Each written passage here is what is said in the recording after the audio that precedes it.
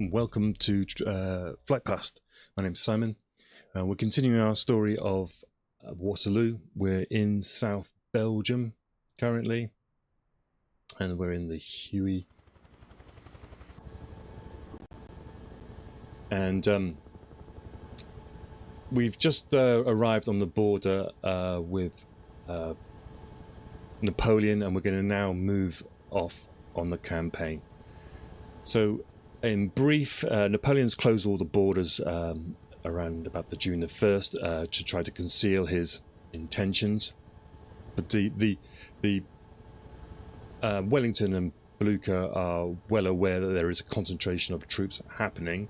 They just don't believe that it will be offensive at this moment.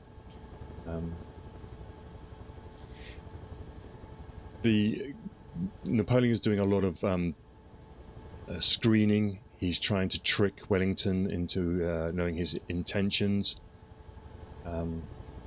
He's moving his National Guard around along the frontiers and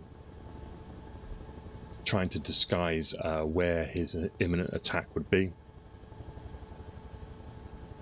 And it doesn't really matter anyway, because Wellington can't really do anything until he knows the actual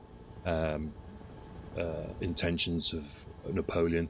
He can't mobilize his troops and send them in one direction and find that it's just a feint. So he still has to wait.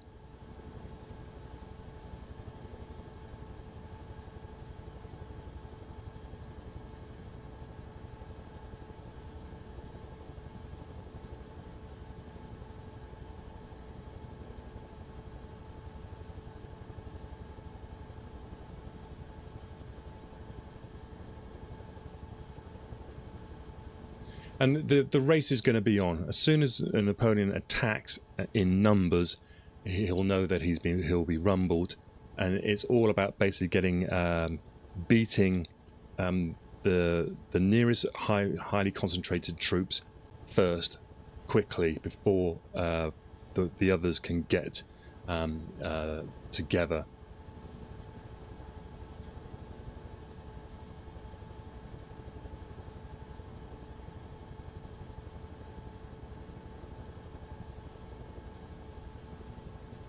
So the Imperial Guard leaves before Napoleon. They leave Paris on the 8th of June. And as I said before, Napoleon, he'll move off on the evening of the 11th. He attends the theatre on the 10th of June, making sure that he's seen in public.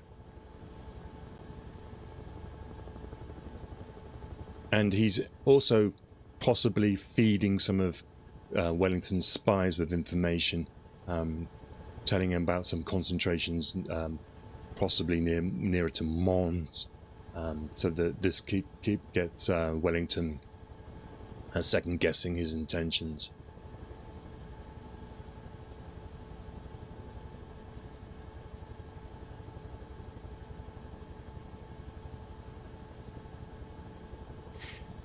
He's keeping the options open at the moment. Napoleon, he's got 3 possible routes of advance that he wants to put into the head of the Allies in Brussels.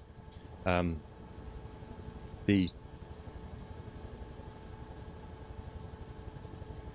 one is through an advance, possibly through Mons, which is the most direct route to Brussels from Paris, and it has excellent roads, and the distances are shorter.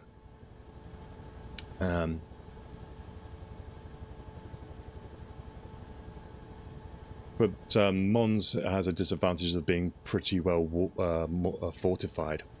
The second possible route would be to take them through Tournai in the west. It's a wide road, good roads though, and it would enable Napoleon to flank on open terrain. But there's a number of fortifications in that area that he wanted to avoid. And so the The other route is this one, the one through the town of Charleroi, and this would mean the main attack would fall actually upon the Prussians and rather than the British.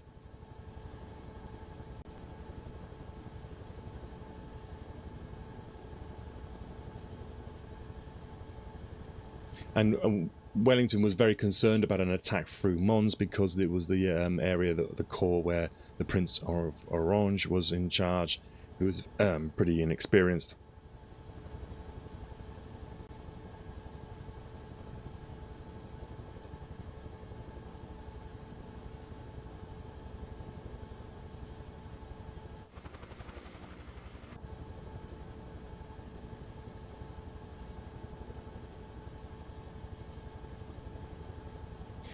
But Wellington is very, very aware of Napoleon's tendency to launch ghost attacks, diversionary attacks, and so when he hears of the troops advancing here, he's immediately thinking that it could be a diversionary attack and has to wait.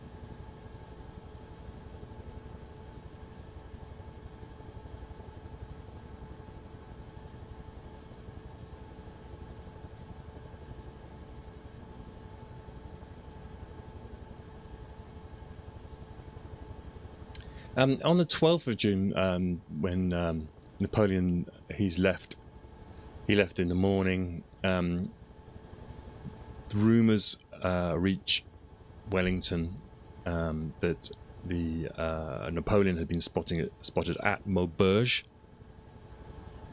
I just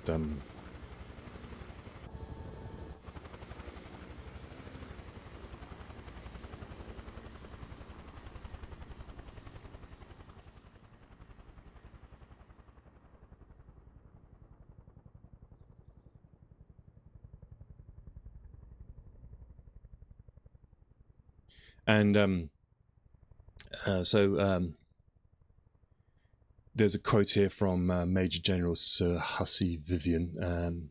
He says, "I heard that the whole French army had concentrated at Maubeuge, and the persuasion in France was that Bonaparte would arrive from Paris and advance on the 15th of June.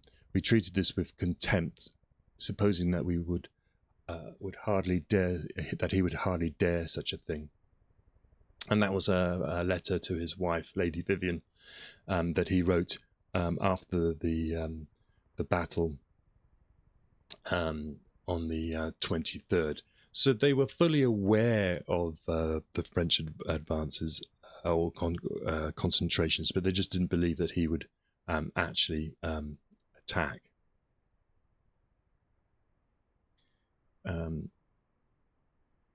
Wellington,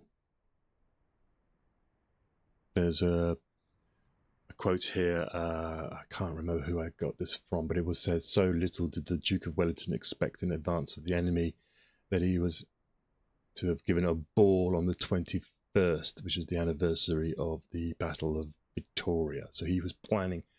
Brussels by this time has become sort of this sort of socialite gathering, really. And you can tell that a series of balls have been planned right up to the 21st of June. So they didn't think at all that there would be a French invasion. This is the quotes. Sorry, this is continuing the quotes from Major General Sir Hussey Vivian. He talks about the French concentration. He said that Wellington must have been aware that the enemy was concentrating. There can be no doubt. I myself, on the 12th and 13th, visited Tournai and Mons. I found in front of Tournai where there had been a picket of French cavalry, that they had been replaced by douaniers, who were basically customs guards, frontier guards. He actually says he spoke to them, and they did not hesitate to say that their army was concentrating. And this, on my return to my quarters, I communicated both to Lord Anglesey and to Lord Hill. So there's they actually even asked the French guards, where's your troops gone? And they said they're down here, they're down in the south. So it's a bizarre situation, isn't it?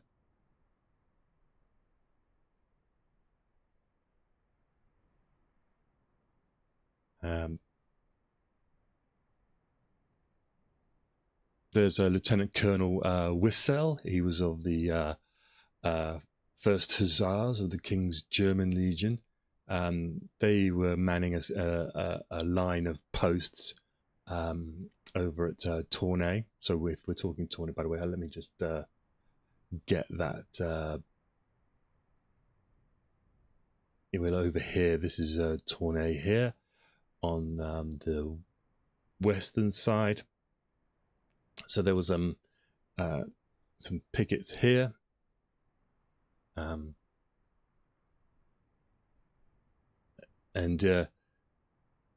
this Lieutenant Colonel Whistle told Major General Sir Hussey Vivian that the sources that he had was that the French army had assembled on the frontier and was preparing to attack.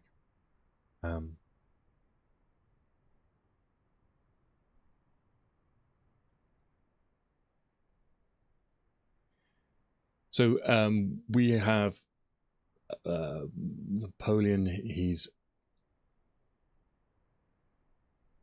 marching on up to Avesnes. This is on the 13th. There was the British are continuing to do their socialization stuff. And there was a Reverend Spencer Madden, and he was a tutor to one of the rich families in Brussels.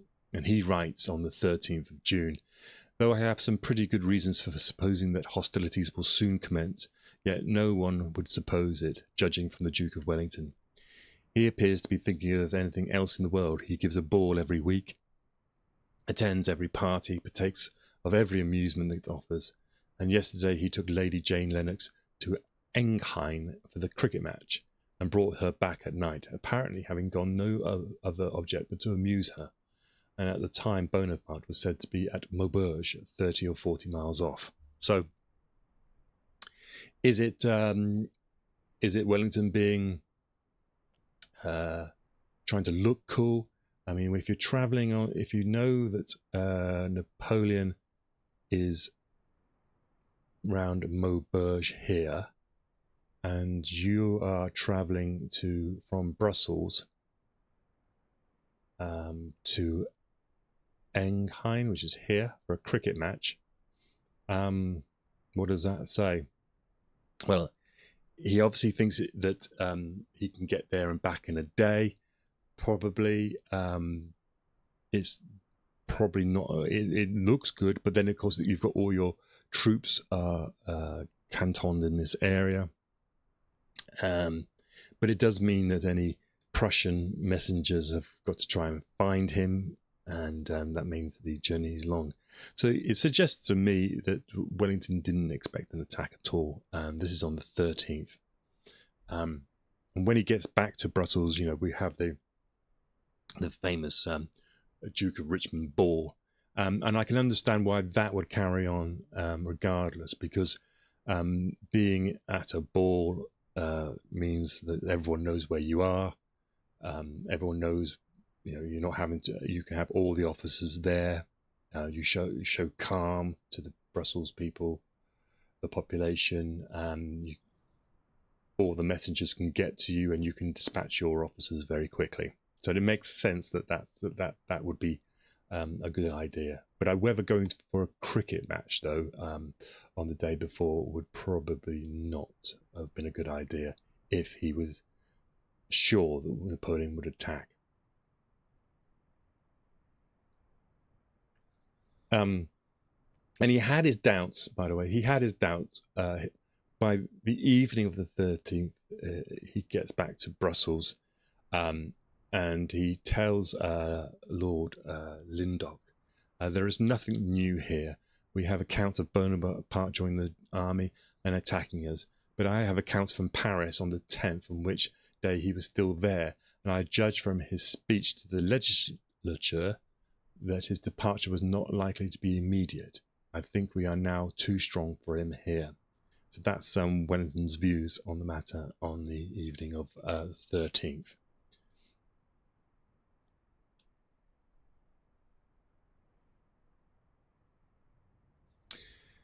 On the evening of the Tuesday, this is Tuesday the 13th of June, Zieten headquarters, he's the commander of the 1st Prussian Corps. That's the corps that's furthest south and responsible for picketing the border. He has his scouts are reporting to him that the bivouac fires can be seen bouncing off the clouds around Beaumont, which is where we are here.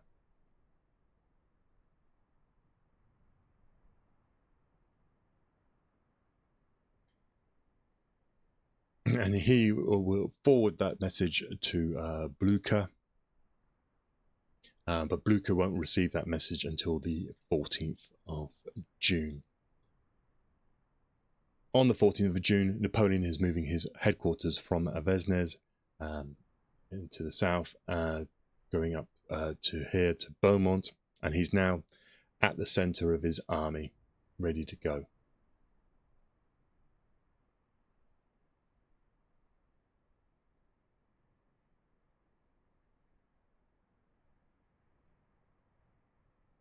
And this is a place where Napoleon will make a speech to his army. He basically reminds them of that it was the battle, the anniversary of the Battle of Marengo of 1800, and it's the Battle of Friedland of 1807. And he sends out to his troops his orders of the day. And it reads, soldiers, this is the anniversary of Marengo and of Friedland, which twice decided the destiny of Europe. Then, as after Austerlitz, as after Wagram, we were too generous. We believed in the protestations and in the oaths of princes whom we left on their thrones. Now, however, leagued together, they aim at the independence and the most sacred rights of France. They have commenced the most unjust of aggressions. Let us then march to meet them. Are they and we no longer the same men? And he continues, soldiers at Jena against these same Prussians, now so arrogant, you were 1-3, and at Montmirail 1-6. Let those among you who have been captives of the English describe the nature of their prison ships and the frightful miseries they endured. The Saxons, the Belgians, the Hanoverians, the soldiers of the Confederation of the Rhine lament that they are compelled to use their arms in the cause of the princes, the enemies of justice and of the rights of all nations. They know that this coalition is insatiable. After having devoured 12 millions of Poles, 12 millions of Italians, and 1 million of Saxons, 6 millions of Belgians, it now wishes to devour the states of the second rank of Germany. Madmen, one moment of prosperity has bewildered them. The oppression and humiliation of the French people are beyond their power. If they enter France, they will find their grave. Soldiers, we have forced marches to make, battles to fight, dangers to encounter, but with firmness victory will be ours, and the rights, the honour and happiness of the country will be recovered. To every Frenchman who has a heart, the moment has now arrived to conquer or to die. That is Napoleon's ordre du jour. So he's basically saying, they're the aggressor, but we're going to go in and we're going to attack them.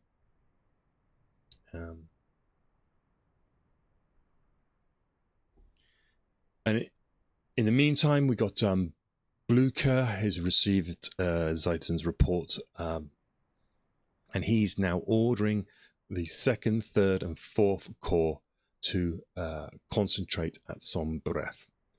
And if you remember, Somme-Bref is to the north of Charleroi, and it's just behind where the eventual Battle of Ligny is.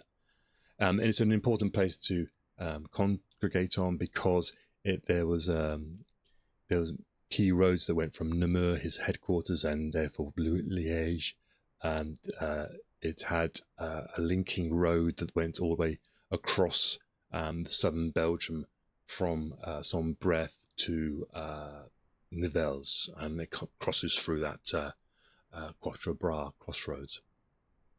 So it was an important place to congregate, and we know from the meeting that they had at Tillemont that this was probably one of their plans, that if Napoleon attacked in the west, then they will probably Wellington will concentrate his army at Nivelles. If Napoleon attacks from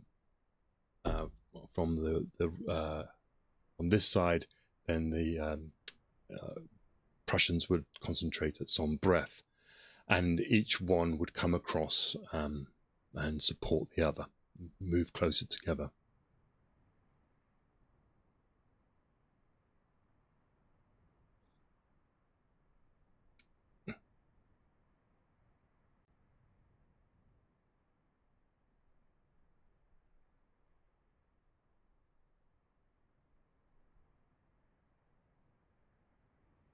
He gives orders to, this is Blücher, by the way, he gives orders to Ziethen's 1st Corps.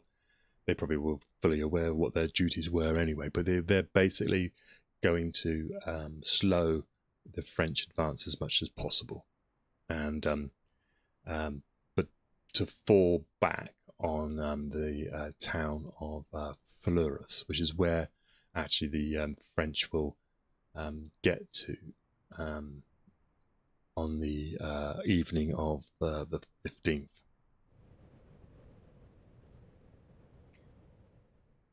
So we'll just have a quick. I'm not going to use the helicopter so much because it's hard to, especially around this area. It's difficult to pick out the places because, also as you can see, the towns have grown so much. It's hard to see the individual places.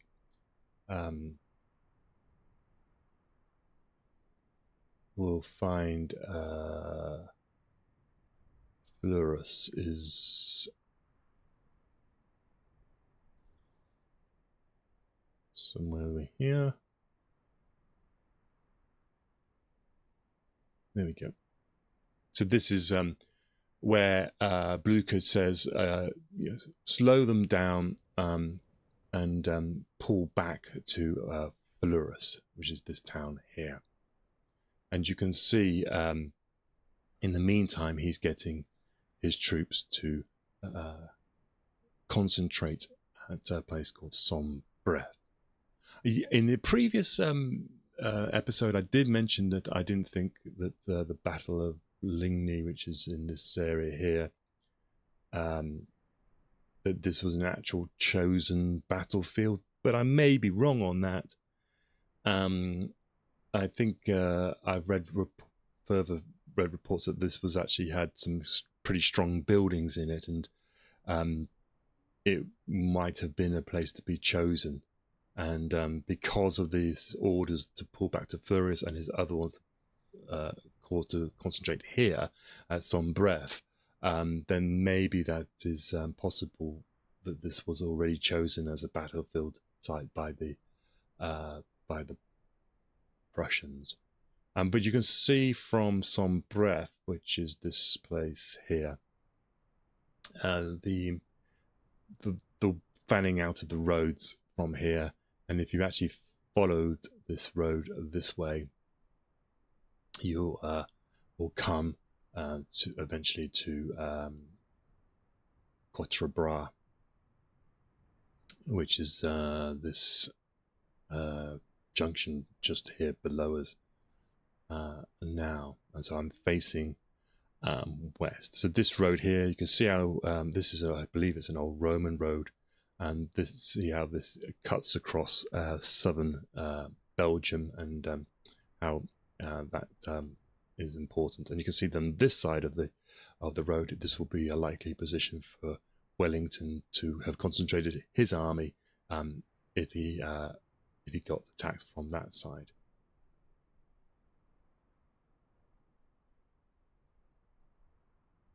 So yeah, we're just going across Waterloo again.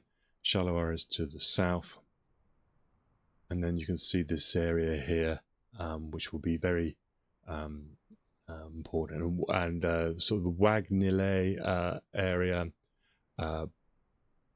Bry. This is the kind of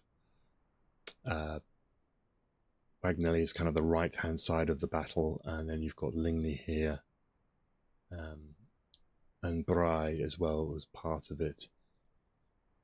It's kind of in a slight sort of dip, isn't it? It's kind of like a little bowl with buildings around it. And that's where we'll be heading to anyway. So yeah, so first call then, orders to slow down the attack and get back to Fleurus there.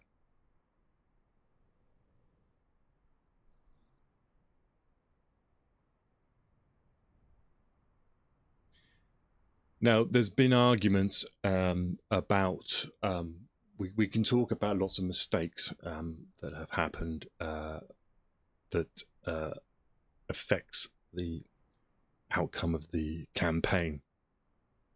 And one of them was a guy called Naylor, historian Naylor. He says that he believes that was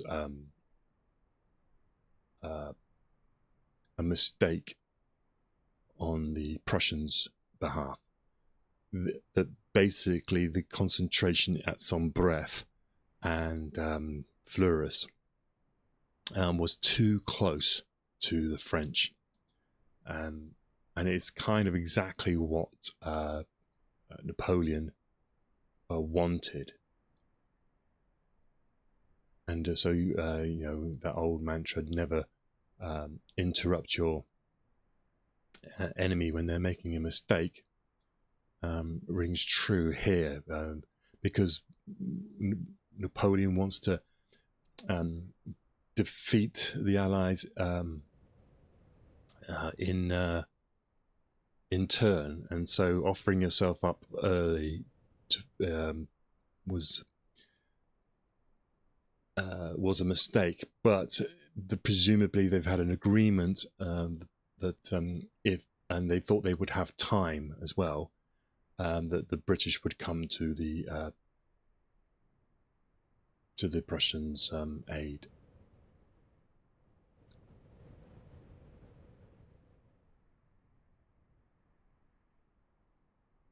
So the next 48 hours are really important.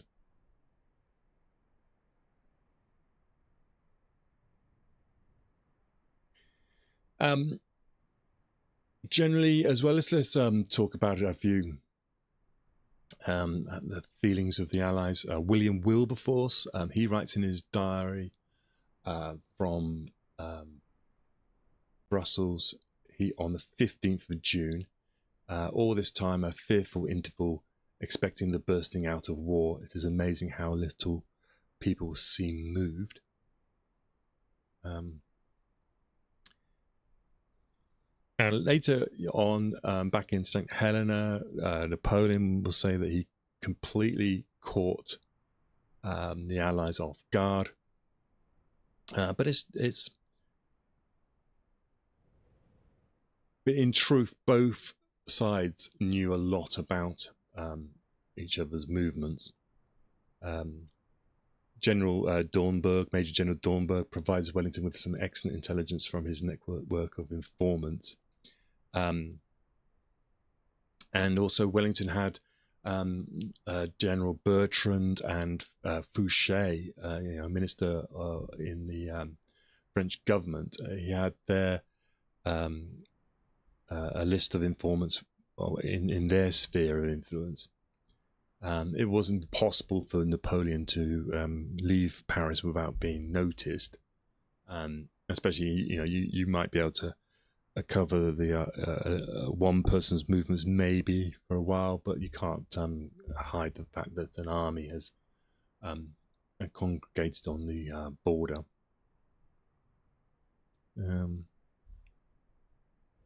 And the other argument, of course, is that the border itself had been on an alert since the 9th of June, so almost a week before hostilities began. So the only thing that Wellington is surprised about, or isn't surprised about, but it's the extent of the attack. He knows probably that one is going to come, but he doesn't want to be fooled in reacting to the first assault. He needs to be sure that the attack on Blucher and the Prussians at Charleroi is the main attack and not just a feint. Feint into Charleroi, but come via Maubeuge to Mons.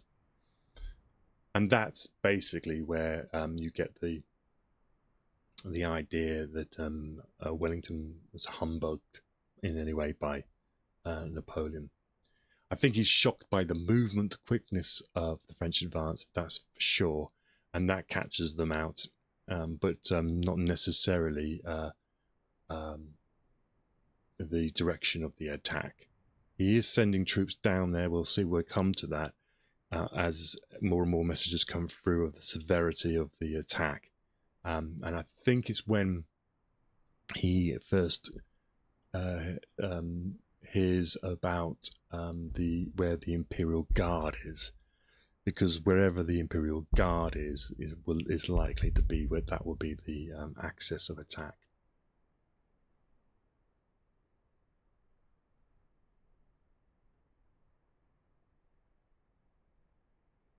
So the First Corps under Erlon has moved. He moves to Vesnes, and then he moves along the road to Solray-sur-Sombre, and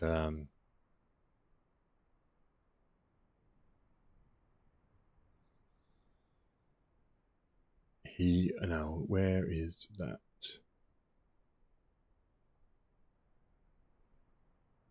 This is Jaumont.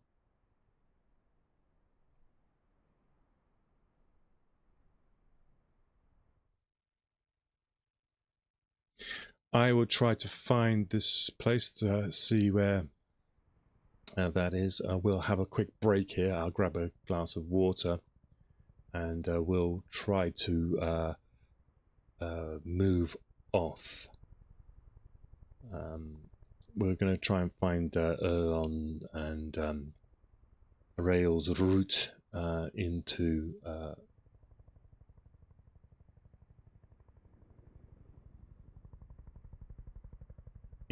Charleroi. So when you get back, we'll look at that route in. Hopefully you're finding this interesting. I do. If you do, then like and subscribe and all that sort of stuff. Leave some comments below. And any ways I can improve, join in. If you're watching later on YouTube, still join in. Because you can see that by the time I see, we'll probably still be talking about this. So put your comments in, and anything you want to say. If you've got any interesting facts about the Waterloo campaign, put it in to the description. You can join me if you've got Microsoft Flight Simulator. I'm live, and you can fly around with me.